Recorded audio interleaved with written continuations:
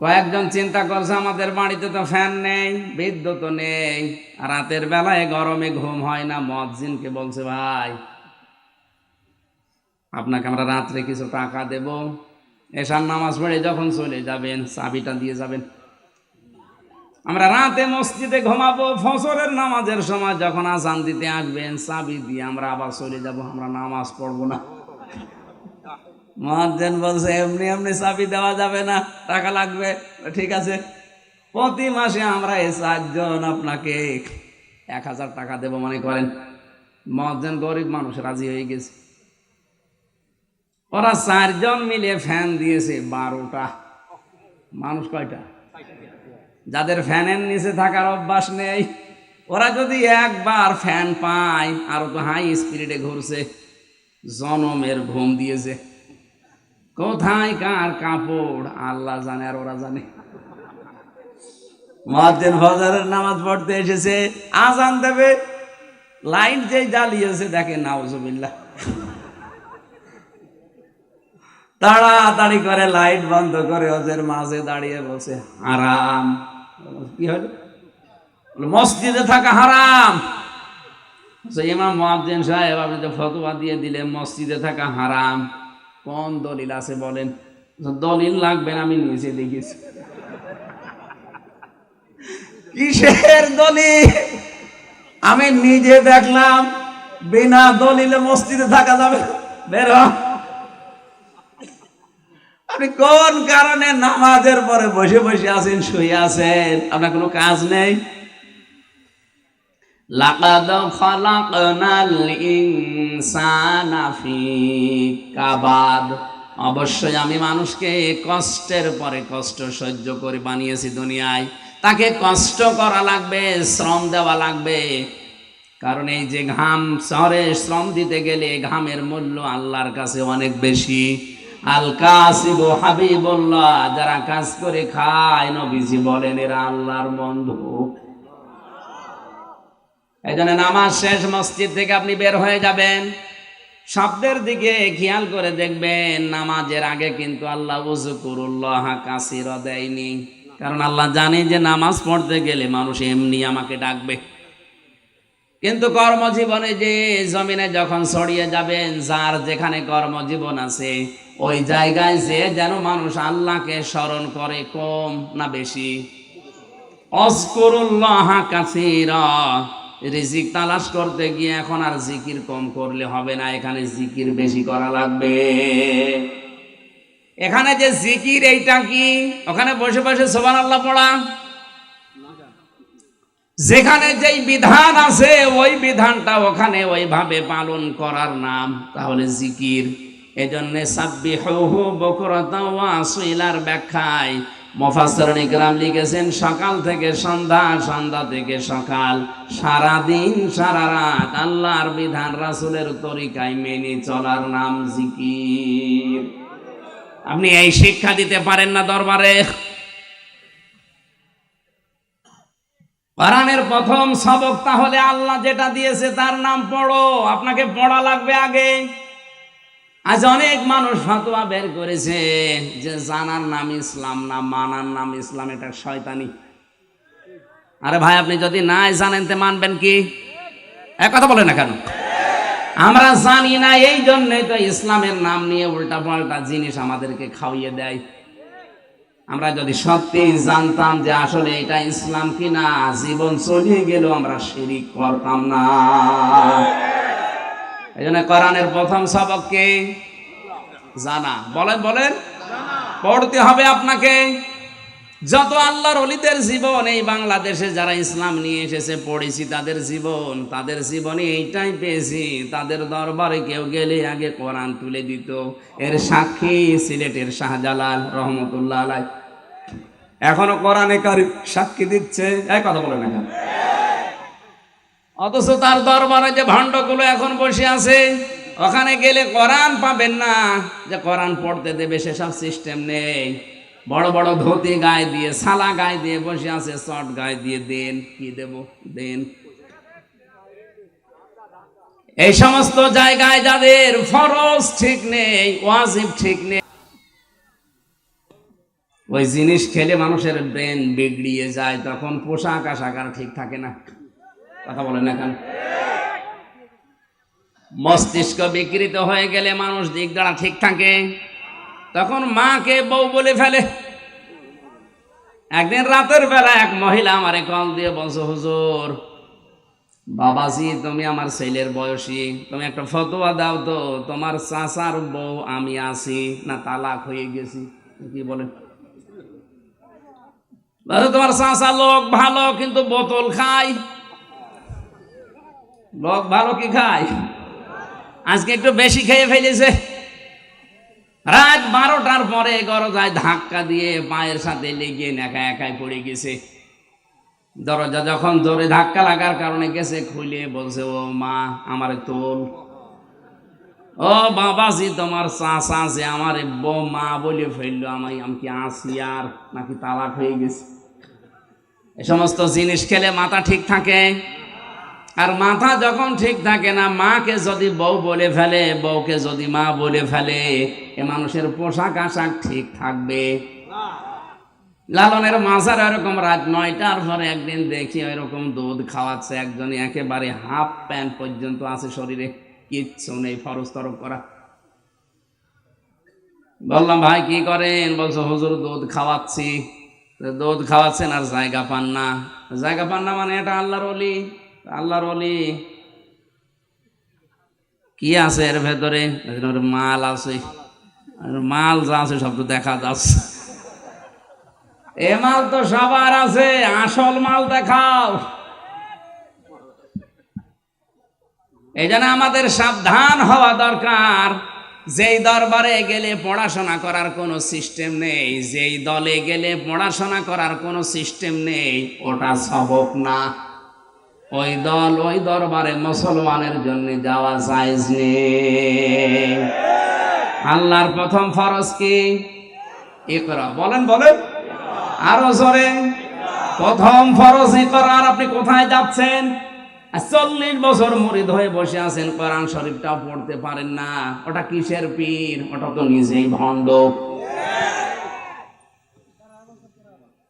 এই জন্য এখান থেকে শিক্ষা পেলেন তো, কোরআন যেখানে নেই ওখানে আপনি যাবেন না। যেই দলে কোরআন পড়ার কোনো সিস্টেম নেই, ওই দল করাও জায়েজ নেই। হিসাব করে দেখেন বাংলাদেশে কত দল এমনি মাইনাস হয়ে যাবে। এই হাদিসের ব্যাখ্যা এভাবে করলে, যাদের দলে কোরআন নেই, যে দরবারে কোরআনের নিয়ম নীতি নেই, ওরা আমারে মাথায় তুলে নাচবে। ওরা বলবে তো আমার দরবারের 12টা বাজাইলো, কি করে এর নামানো যায়, বন্ধ করা যায়? তখন এই পীর সাহেব গুলোর মুরিদরা প্রশাসনকে কান ভাঙায় যে পীরের বিরুদ্ধে। আমি তো পীরের বিরুদ্ধে, আপনি তো পীর না, আপনি ক্ষীর। অধিকাংশ পীর নামে ভণ্ডগুলোর শুধু জহব্বার পেট বাদ দিলে কিচ্ছু পাওয়া যায় না। এত বড় বড় পেট হয়, মহিলারা দেখে লজ্জা পায়। আল্লাহ, সন্তান হয় আমাদের আর পেট হয় এর। আখেরি ভুড়ি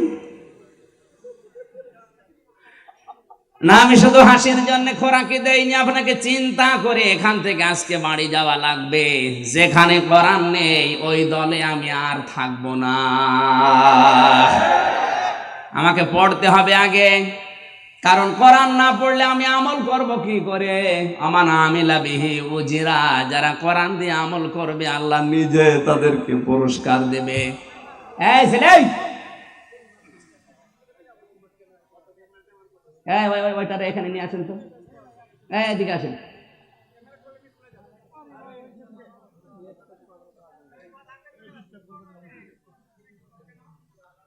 আমান হাকামা বিহি আদালা। যারা কোরআন দিয়ে বিচার করে, যারা ন্যায় বিচার কায়েম করতে পারে।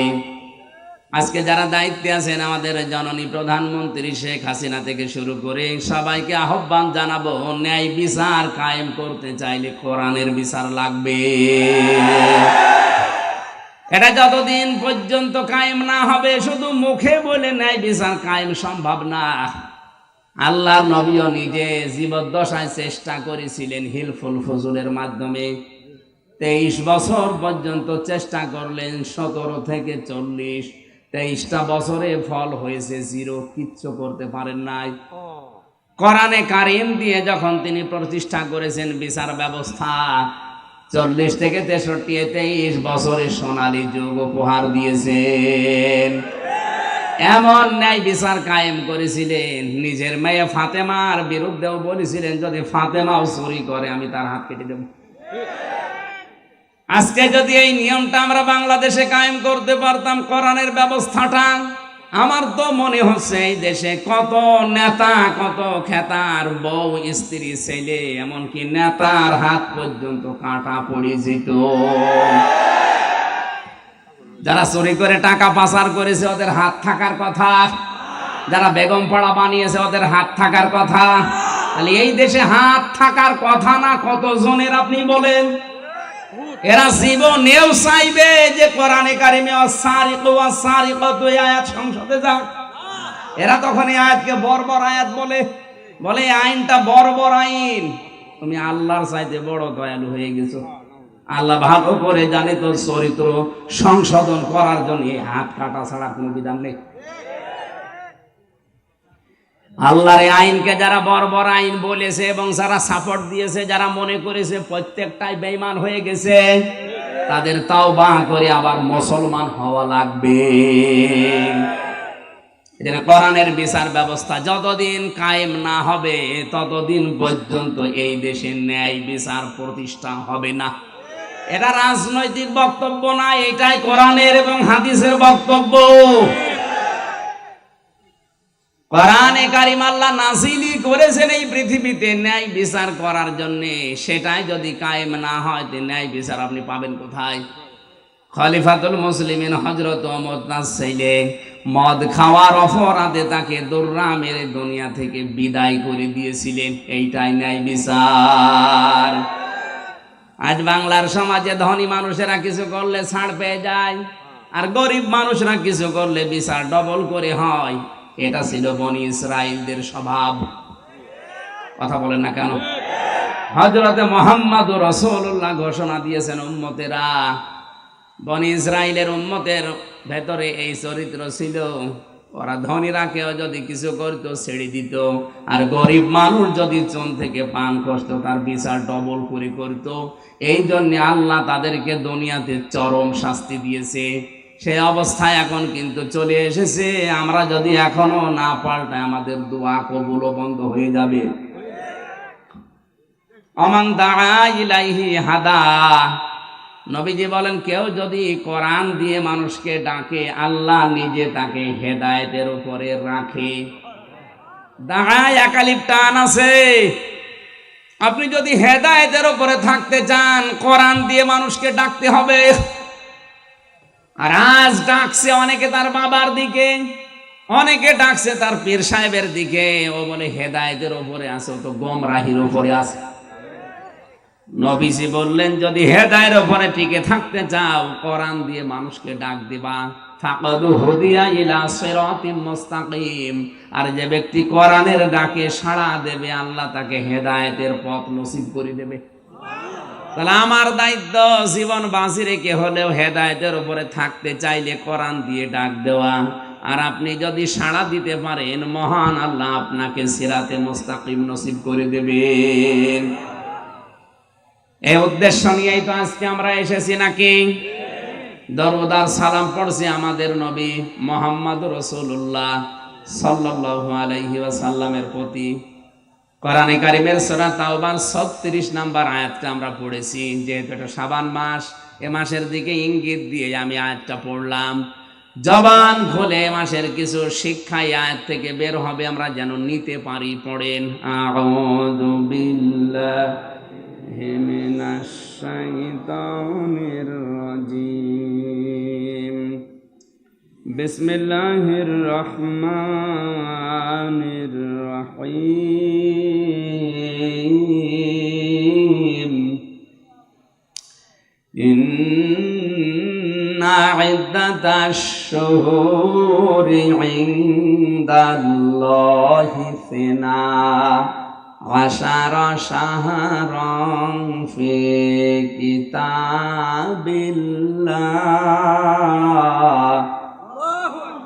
ইয়াউমা খালাকাস সামাওয়াতি ওয়াল আরদা মিনহা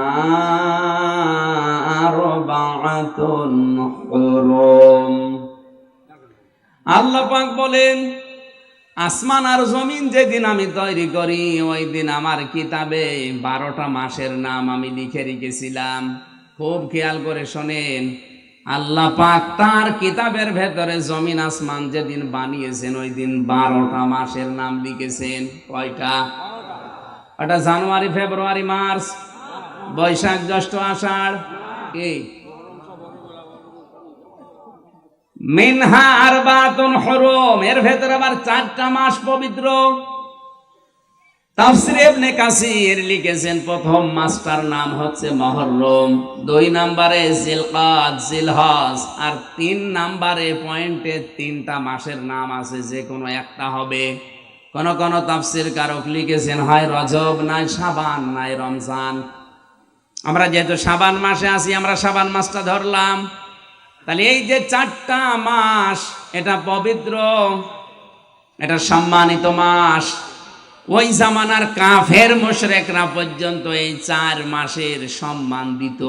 এই খেয়াল করেন, 1500 বছর আগে আয়াতটা নাযিল হয়। ওই জামানার যারা কাফের, যারা বেদিন, ওই সমস্ত মানুষগুলো এই 4টা মাসের সম্মান দিত। হয়তো মাসের পরে মাস মারামারি, গন্ডগোল, যুদ্ধ বিগ্রহ চলছে, এই 4 মাস হাজির হলেই বলতো ভাই ঠিক আছে, এখন আর মারামারি হবে না, মামলা হামলা দাঙ্গা হাঙ্গামা হবে না, এ মাস চলে যাক, তারপরে করে দেখব। যেহেতু শাবান মাস সম্মানিত মাস, এ মাসকে সম্মান দেওয়া দরকার।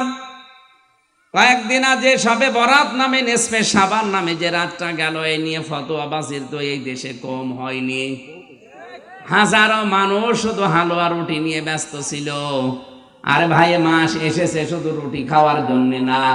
হযরতে আয়েশা সিদ্দিকা বলেন, রমজানের পরে সবচাইতে বেশি গুরুত্ব দিত নবী শাবান মাসকে। প্রায় মনে হতো সারা মাস ওনার রোজা রাখবে।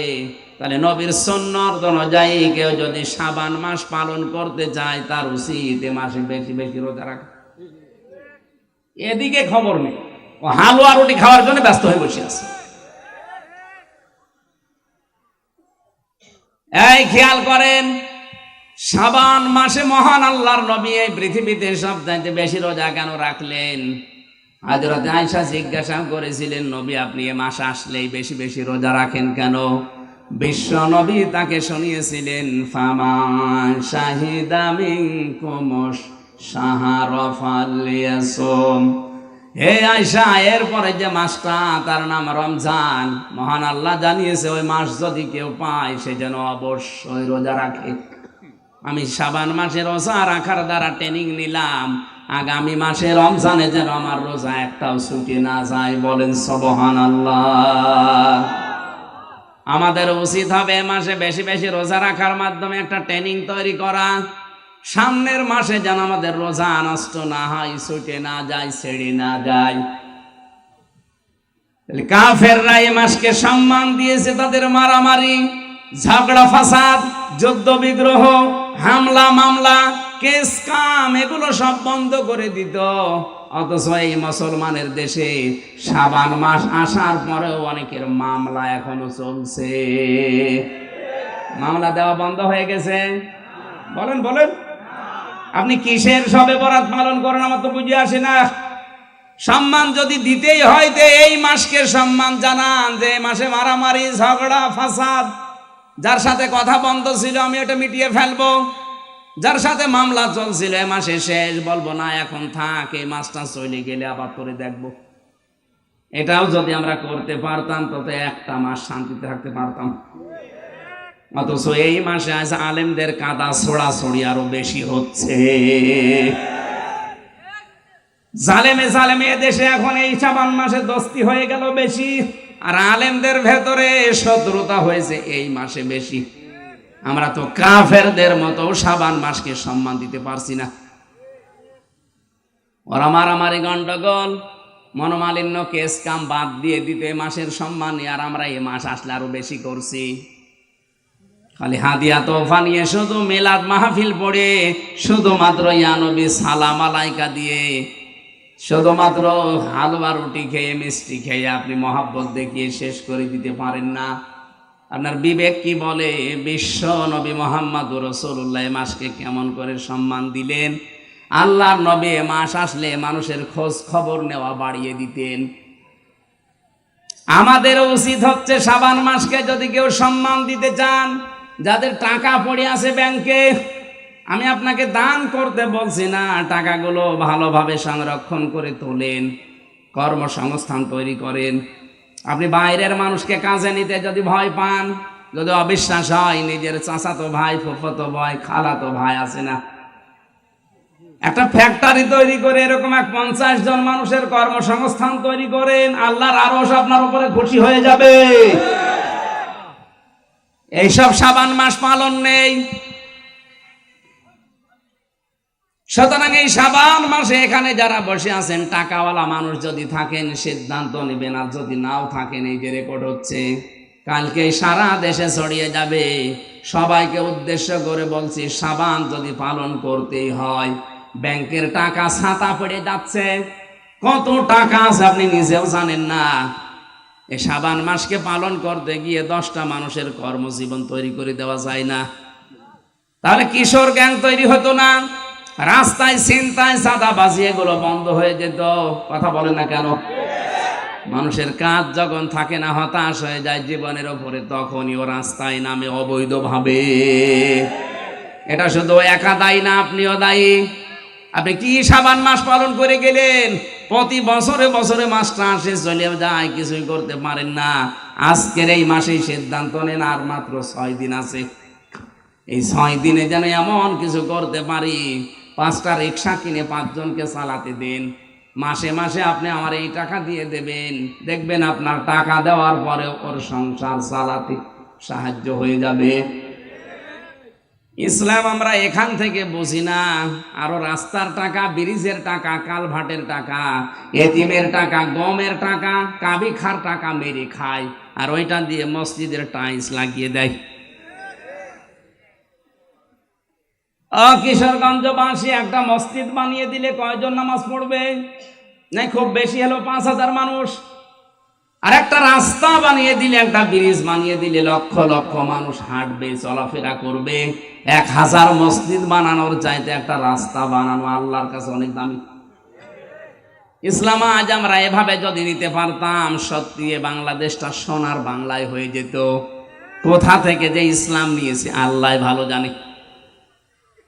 কোরআনে কারীম জানাচ্ছে, কুনতুম খায়রা উম্মাতিন উখরিজাত লিন-নাস ইলা আখির আয়াত। সূরা আলে ইমরান 4 নাম্বার পারার 3 নাম্বার পৃষ্ঠার 3 নাম্বার লাইনের 112 নাম্বার 13 নাম্বার আয়াত, এটা 10 নাম্বার আয়াত। আল্লাহ পাক বলেন, তোমরাই শ্রেষ্ঠ জাতি, তোমাদেরকে আমি মানুষের কল্যাণের জন্য বের করেছি। আপনার দ্বারা যদি মানুষের উপকারী না হয়, তে আপনি আর কুকুর সমান। এই কথা বলেন না। আপনার দ্বারা মানুষের যদি উপকারী না হয়, যদি ক্ষতি হতে থাকে, তা আপনি আর সাপ সমান। কিয়ামতে আপনার এই আচরণ থাকবে না। এই যে আকৃতি দেখতে পাচ্ছেন, জীবন এটা থাকবে না। এটা আকৃতি আল্লাহ বানিয়ে দেবে সাপের মতো। সাপের কাজ কি বলেন তো? একটা মানুষকে সবল দেয়, লোকটা মরে যায়, সাপের কোনো লাভ হয়? আসতে বলেন। এই বাংলাদেশে এখানে অনেক মানুষ এমন বসে আছে, সকালবেলা ওঠার পরে চিন্তা করে কার ক্ষতি করব, কারে ধরিয়ে দেব। কথা বলে না, নিজেই ধরিয়ে দেয়, নিজেই আবার থানায় যায়, অফিসারদের সাথে যোগাযোগ করে 50,000 টাকা দিয়ে নিজেই ছাড়ায়। মাঝখান থেকে পরিবারস্থ লোকদের কাছ থেকে টাকাগুলো হাদিয়া হিসাবে নিয়ে নেয়। এটা হয়তো এই জেলায় এখনো শুরু হয়নি, কুষ্টিয়ায় চলছে।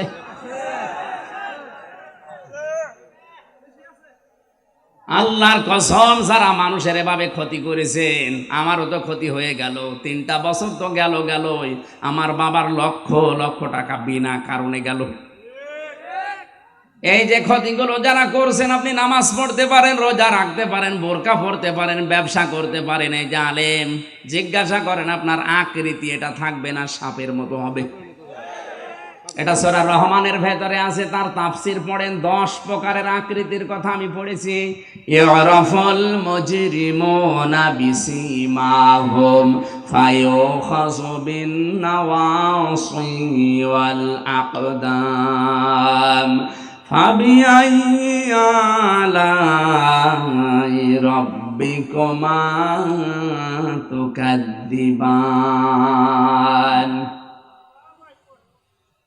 কিয়ামতের দিন পাপিষ্ঠ মানুষ যারা, তাদের মাথার চুল ধরে আর পা ধরে আল্লাহ তুলবে। আল্লাহর বিচার ব্যবস্থা আর মানুষের বিচার ব্যবস্থা এক না।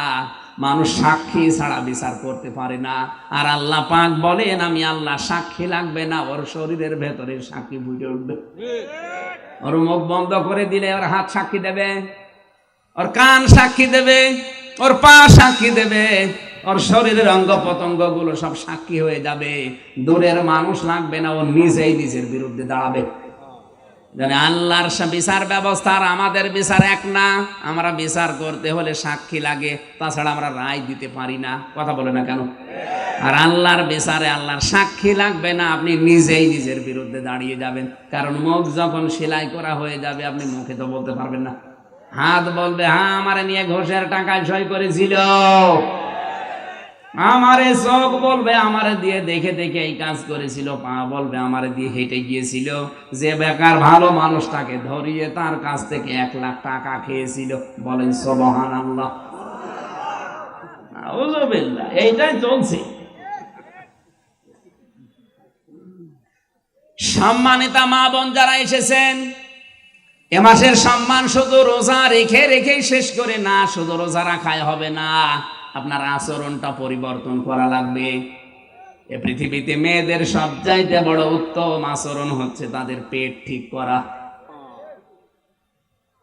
কোরআনে কারিমে আল্লাহ নবীর স্ত্রীদেরকে লক্ষ্য করে জানিয়েছেন, আকারনা ফি বুয়ুতিকুন্না ওয়ালা তাবাররাজনা তাবাররুজাল জাহিলিয়াতিল উলা।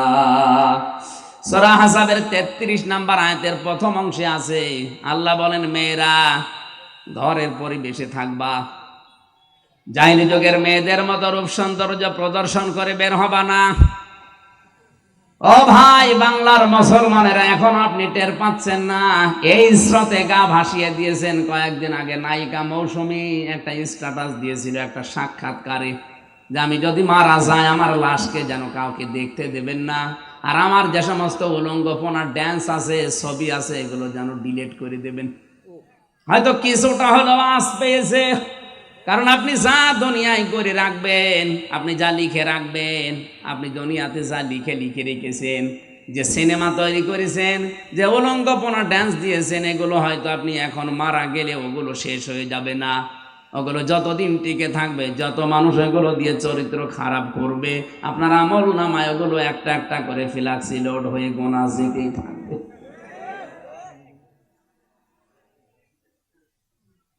অনেকে বলে হুজুর আমার তো বিকাশ নাম্বার খোলা নেই। খোলা লাগবে না, এমনি চলে যাবে।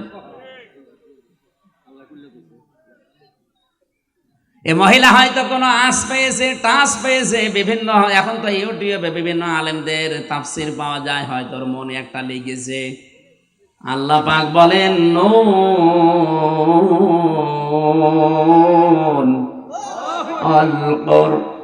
আল কলামি ওয়া মা ইয়াসতুরুন। আল্লাহ কসম দিচ্ছেন কলমের। আমি চিন্তা করলাম এত জিনিস থাকতে আল্লাহ কলমের কসম কেন দিল? আমার চিন্তার রেখা শেষ হয়ে গেছে এইভাবে, যে দুনিয়ায় যত ভালো কাজ আর মন্দ কাজ বলেন সব কিছুর মূলে কিন্তু কলম। এক কথা বলেন না কেন? তাসলিমা নাসরিন ইসলামের বিরুদ্ধে লিখেছে কি দিয়ে? আরো জোরে। ডক্টর আহমেদ শরীফ ইসলামের বিরুদ্ধে লিখেছে কি দিয়ে? এখনো পর্যন্ত ব্লগে নবীর স্ত্রীদের, নবীর চরিত্র নিয়ে উল্টা পাল্টা লেখে কি দিয়ে? ফাঁসির রায় লেখে কি দিয়ে? জমি জায়গা জাল দলিল করি নাই কি দিয়ে?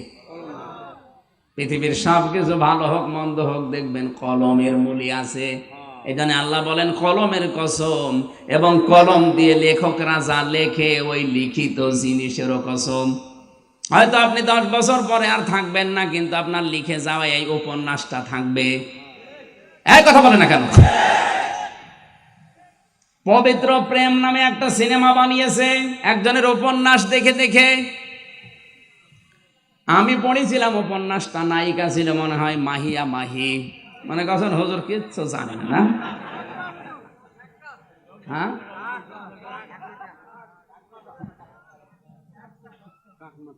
এখন এই সিনেমায় একজন হিন্দুর সাথে মহিলা, এই মুসলমান মেয়ে পর্দা করে কলেজে যায়, স্কুলে যায়, কি করে লাভ ম্যারেজ করবে, এই কাহিনীগুলো তুলে ধরেছে। দুনিয়ার মানুষকে বোঝাতে চায় যে বোরকা পরা, পর্দা করা মেয়েরাও তলে তলে এই কাজ করে। তাম দুনিয়ায় এই বইটা যদি বিভিন্ন ভাষায় রিলিজ হয়, তারা দেখে দেখে বলবে ইসলাম গ্রহণ করব, অথচ ওদের ইসলামের পর্দাশীলা মেয়েরা যদি এই করে, ওইরকম ইসলাম দরকার নেই। কোথায় নিয়ে যাচ্ছে আপনি টের পাচ্ছেন? ওই লোকটা যে লিখেছিল, আমি নাম নিলাম না, মারা গেছে, কিন্তু তার লিখিত এই বইটাই, উপন্যাসটা নিয়ে আজ সিনেমা হয়ে যত মানুষ ইসলামের প্রতি খারাপ ধারণা করবে, ওর কবরের উপরে যতই ফুল দেওয়া হোক, নিচে আল্লাহ আগুন লাগিয়ে দেবে। এই জন্য সাংবাদিক যারা, ইউটিউবার যারা, এমন কিছু প্রচার করবেন না, লিখে দেবেন না, এমন কিছু তৈরি করে রাখবেন না যেটা আপনি মরণের পরও স্থায়ী থেকে যায়। এমন কিছু ফেসবুকে আপলোড করা যাবে না। আপনি এমন একটা উলঙ্গ বই, সিনেমা দিয়ে দিয়েছেন, গান, আপনি হয়তো মারা গেলেন এখনই, কিন্তু এটা যত মানুষ লাইক দেবে, কমেন্ট করবে, শেয়ার লাগাবে, আপনি মারা যাওয়ার পরে কোটি কোটি মানুষ যদি এটা দেখে, আপনি পেতেই থাকবেন। জেনার গুনাহ আপনার আমলনামায় আসবে। এটা ভয়ঙ্কর কাজ। এটা আমাদের এই মুহূর্তে সাবধান হওয়া লাগবে। মেয়েরা ঘরের পরিবেশে থাকো, বাইরে যেতে হলে জাহিলি যুগের মেয়েদের মতো পেট পিট বের করে যেও না। এমন এমন ব্লাউজ বানিয়েছে, মনে হচ্ছে ফুটবল খেলার মাঠ। এই পাশ থেকে একটা ফিতা, ওই পাশ থেকে আর একটা ফিতা, মাঝখানে গেরো দিয়েছে, ওটা ফুটবল খেলার সেন্টার। যুবকরা ওই জায়গায় গোল বসাবে। এখন যদি বলেন হুজুর আমরা দেখি বিভিন্ন কায়দায়, আপনি দেখেন কোন কায়দায়? কুষ্টিয়ার বড় বাজার থেকে যদি রিকশায় ওঠেন, সামনের দিকে তাকিয়ে দেখবেন বিশাল মাঠ। কোন দিকে তাকাবো? এমন পোশাক বানিয়েছে, বুকের উপরে কোনো ওড়না নেই, যুবতী মেয়ে, লিখে রেখেছে এক বুক জ্বালা। নাউজুবিল্লাহি মিন যালিক। মাথায় কোনো কাপড় দেয় না। যেই মহিলার চুল খোলা থাকবে, যত মানুষ এই চুল দেখবে, নবীজি বলেন প্রতিটি চুল কিয়ামতে কামড় দেবে সাপ হয়ে। সম্মানিত মা বোনেরা, এই শাবান মাসকে সম্মান দেওয়া শেখেন, পর্দার ভেতরে আসেন। আপনার পেটে যে আল্লাহ ভালো সন্তান দেবে, শাবান মাসে এমনিতেই দেবে না, এটা ভালো হওয়ার জন্য মা হওয়া লাগবে আব্দুল কাদের জিলানীর মতো মা। আব্দুল কাদের জিলানী যে মায়ের পেটে এসেছিলেন, বাসর রাতে তার বাবা দৌড় দিয়েছে বাসর ঘর থেকে। স্ত্রী ডাক দিয়ে বলে, স্বামী আমার দৌড় দেবেন না, আমার বাবা আমার সম্পর্কে যা যা বলেছে একটু শোনেন, আমি ব্যাখ্যা করছি। আমার বাবা হয়তো আপনাকে বলেছিল যে আমি অন্ধ। এ কথার অর্থ হচ্ছে, যুবতী হওয়ার পর থেকে এই চোখ দিয়ে এমন কোনো হারাম জিনিস আমি দেখি নাই, এই জন্যে বাবা বলেছে আমি অন্ধ। আমার মনে হয় এরকম মেয়ে এখন মানুষের ঘরে ঘরে। 5 বছর থেকে চরিত্র হারিয়ে ফেলছে। আমার বাবা বলেছে আমি ন্যাংড়া। যুবতী হওয়ার পর থেকে এই পা দিয়ে কোনো পরপুরুষের কাছে আমি কোনো কাজের জন্য যাইনি, এই জন্যের উপকর্থে আমার বাবা আমাকে ন্যাংড়া বলেছে, আমার কালা বলেছে, কারণ আমি এই বয়স পর্যন্ত কোনো গীবত শুনিও নাই, এ জবান দিয়ে আমি পড়িও নাই, এই জন্যে বোবা বলেছে, বধির বলেছে। আপনার কোনো অসুবিধা নেই, আমি আপনার স্ত্রী। সম্মানিত মা বোনেরা, আমি আশা করছি আমি আপনাদেরকে অনেক ভালোবাসি। আল্লাহর কসম, মিজানুর রহমান আজহারি এখন দেশে নেই। উনি আপনাদেরকে অনেক ভালোবাসতো, আমি জানি। ওনার তুলনায় পরিবর্তে এখন যেহেতু আমি আছি, কসম করে বলছি আপনাদের প্রতি কোনো রাগ নেই, বিদ্বেষ নেই, আপনাদের আমি ভালোবাসি। তো ভালোবাসার কাজ করা লাগবে। পর্দার ভেতরে চলে আসেন, এটা আপনার রক্ষা কবচ। আমার মনে হয় কোনো মহিলা যদি পর্দার ভেতরে এসে রাস্তায় চলাফেরা করে, মনে হয় যে দুইজন বডিগার্ডের সাথে আছে। আর যদি বেপর্দা হয়ে চলে, বডিগার্ড না, শয়তান আরো জাল হিসাবে ব্যবহার করে। নিজে তো অপরাধ করছেন, আরো সমাজকে অপরাধী বানাচ্ছেন। আপনি নিজে জাহান্নামে গেলেও তো হতো। একজন বেপর্দা মহিলা যদি জাহান্নামে যায়, নবীজি বলেন 4 জন পুরুষ মানুষ সাথে নিয়ে যাবে। তার বাবাকে নেবে, তার বড় ভাইকে নেবে, তার স্বামীকে নেবে, তার বড় ছেলেকে নেবে। আমি হয়তো আপনার বাবা, আপনার ছেলে, আপনার বড় ভাই, নয়তো আপনার স্বামী। এজন্য আপনাকে বাঁচানো লাগবে, এটা আমার দায়িত্ব। এই শাবান মাসে পর্দায় চলে আসেন, আপনার সম্মান আল্লাহ বাড়িয়ে দেবে। কারণ আপনি আল্লাহর আইনকে যদি শ্রদ্ধা করেন, সম্মান করেন, আপনার সম্মান আল্লাহ বাড়াবেই। কথা বলেন না কেন? যালিকাদ দীনুল কাইয়্যিম, আল্লাহ বলেন এইটাই স্থায়ী দিন, এইটাই সুদৃঢ় দিন। এই আয়াত দ্বারা প্রমাণ হয়, বাংলাদেশে আজ যারা অনেকে ভোট পাওয়ার জন্য এই কথা বলে যে সকল ধর্ম সমান, এই আয়াত অনুযায়ী ওদের ঈমান চলে গেছে। সকল ধর্ম সমান কে বলেছে আপনাকে? ধর্ম তো একটাই, আল্লাহর কাছে ইন্নাদ দীনা ইনদাল্লাহিল ইসলাম। দিনের আগে আলিফ লাম আছে, এটা নির্দিষ্ট করার জন্য। একটাই মাত্র ধর্ম দুনিয়াতে আল্লাহ পছন্দ করে, তার নাম ইসলাম। আর বাকি যা আছে সব আল্লাহর কাছে ডিলেট। কথা বলে না কেন? আর কিছু না পাই জীবনে, ইসলাম যেহেতু পেয়েছি, এইটাই আমাদের জীবনের গনিমত। খুশি হয়ে বলেন আলহামদুলিল্লাহ। ফালা তাযলিমু ফীহিন্না আনফুসাকুম, সাবধান। এই সমস্ত মাসে গনার কাজ করে মাসকে অসম্মান দিয়ে নিজের ওপর জুলুম করো না। কারণ আল্লাহ পাক যে 77 প্রকার মানুষকে ঘৃণা করেন, তার পয়লা নাম্বারে তারা দুনিয়ায় যারা জুলুম করে। আজ জুলুম দেশে আছে না নেই? ফালা তাযলিমু ফীহিন্না আনফুসাকুম, নিজেদের উপরে জুলুম করো না। এই মাসকে অসম্মান করার দ্বারা, আল্লাহর দিনকে ছোট করার দ্বারা। ফিরে আসেন আপনারা, আল্লাহর দিন ভেবে কোথায় যাচ্ছেন? ফাইনা তাদহাবুনা ইন হুয়া ইল্লা যিকরুল লিল আলামিন। কোথায় ভেগে যান, কোথায় চলে যাচ্ছেন? এই কোরআন আল্লাহর পক্ষ থেকে বিশ্ববাসীর জন্য উপদেশ। আল্লাহর উপদেশ যদি কাউকে পরিবর্তন করতে না পারে, বিশ্বাস করে নেবেন ওর কপালে আর হেদায়েত নেই। কোরআন শরীফ এসেছে হেদায়েত দেওয়ার জন্য। এই জন্য আমরা যেন জুলুম করে না ফেলে আমার নফসের ওপরে। মন যেটা চায় সেইটা করা নফসের ওপরে জুলুম। এই কথা বলেন না কেন? মন চাচ্ছে বিড়ি খেতে, মন চাচ্ছে মদ খেতে, খেলাম, এটা নফসের ওপরে জুলুম। মন চাচ্ছে বেপরদা চলতে, চললাম, এটা নফসের ওপরে জুলুম। পরিবারেও জুলুম আছে না নেই? স্ত্রীর হক গুলো যদি কেউ আদায় না করে, ওটা স্ত্রীর উপরে জুলুম। আল্লাহ নবী জানিয়েছেন স্ত্রীর যে 4টা হক আছে, 1 নম্বরে স্ত্রীর প্রশংসা করতে হবে, এটা তার হক। যেভাবেই হোক, যে কায়দায় হোক, স্ত্রীর প্রশংসা করে, এটা তার কি? এখানে কত স্বামী বসে আছে, আজ স্ত্রীগুলো পরকীয়া প্রেম করছে, এমনিতে না। আমি জেলখানায় দেখেছি 100 জনের 70টা মানুষ প্রায়, এসে তো পারিবারিক গন্ডগোলের কারণে জেলে। হয় বউ মেরে ফেলেছে, নাই আদমারা করে ফেলেছে, নাই জবাই করেছে, যে কোনো কায়দায়। এই জন্য টুকে টুকে রেখেছিলাম জেলে। বাইরে এসে আমি 2টা বইও লিখেছি, পারিবারিক জীবনে দাম্পত্য কলহ এবং তার সমাধান কি, ওটা দেখে দেখে লিখেছি ওদেরকে। এখানে হয়তো পাওয়া যাচ্ছে, যদি পাওয়া যায় অথবা গাড়িতে আসে, নিয়ে গিয়ে স্ত্রীকে পড়াবেন। মঞ্চে আছে। আমার শিক্ষার বিষয় এখানে যে সমস্ত স্ত্রীর প্রশংসা করতে চান না, আপনি কি বিশ্ব নবীর উপরে দামি স্বামী হয়ে পড়েছেন?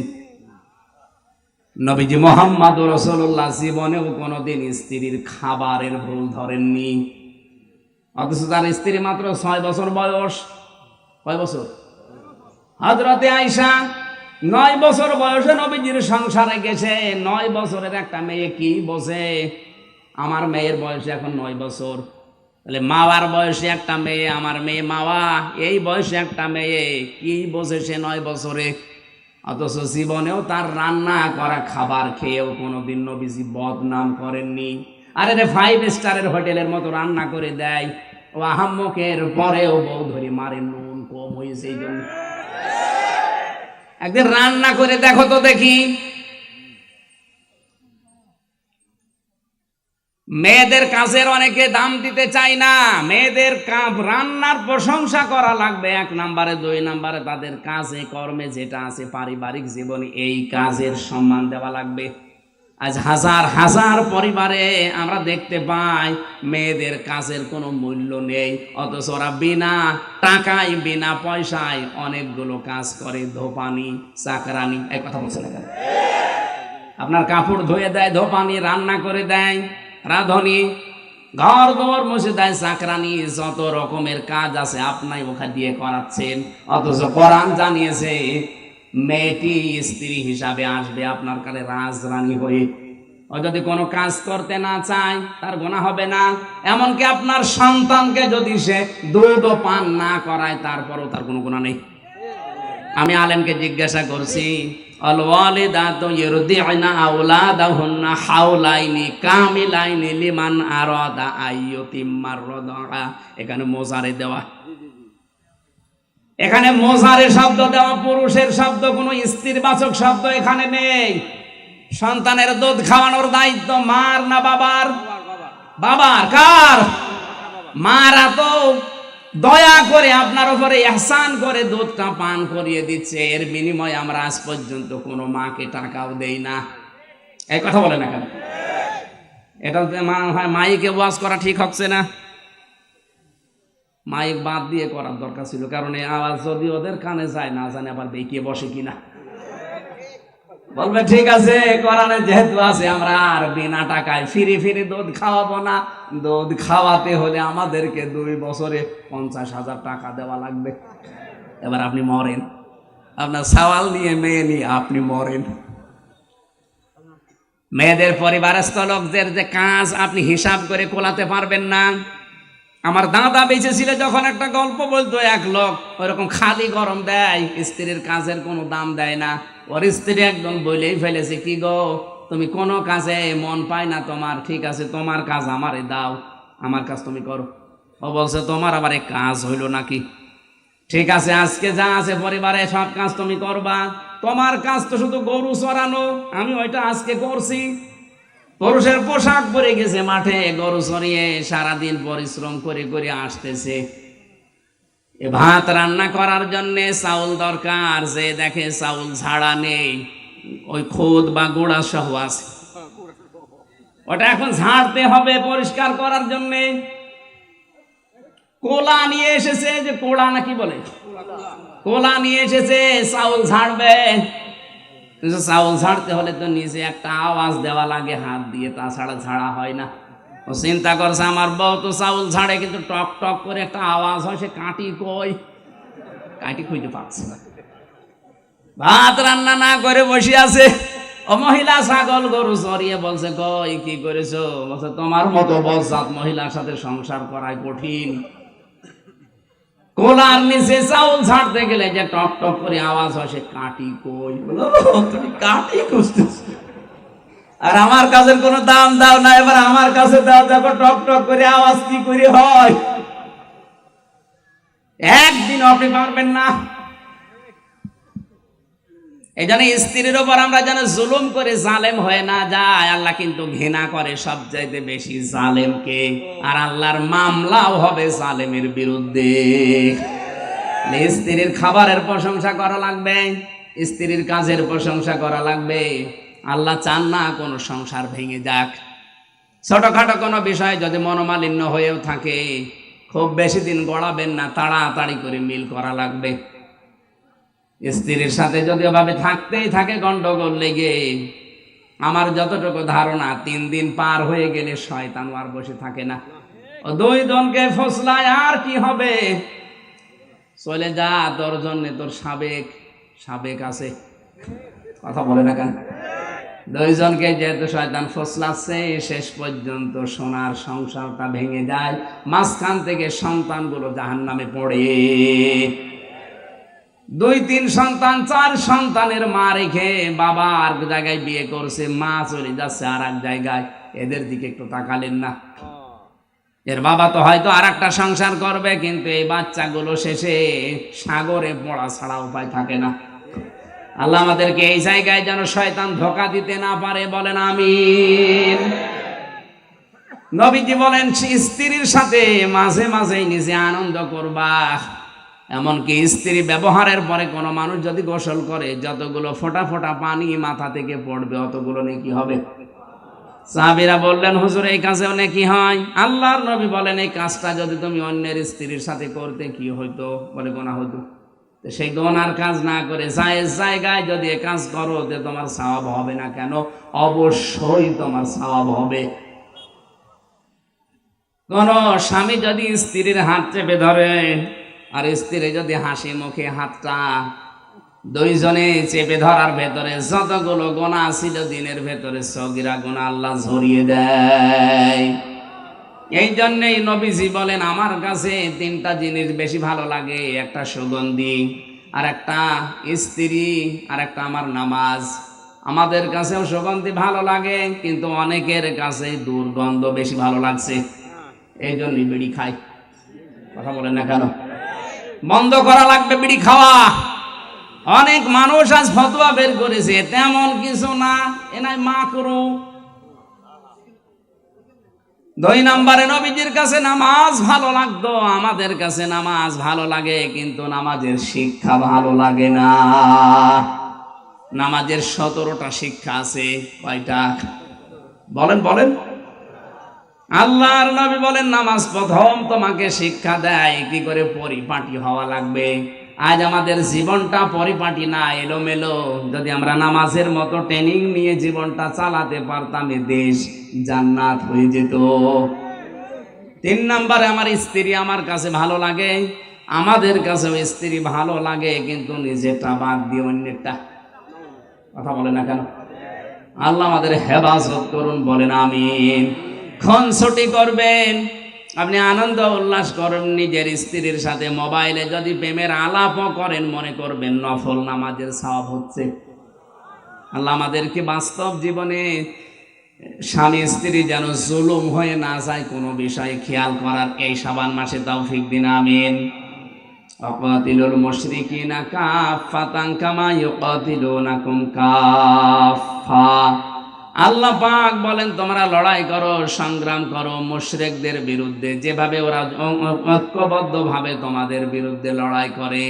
আজ তামাম দুনিয়ার মুশরিকরা সব এক মুসলমানকে টাইট করার জন্যে।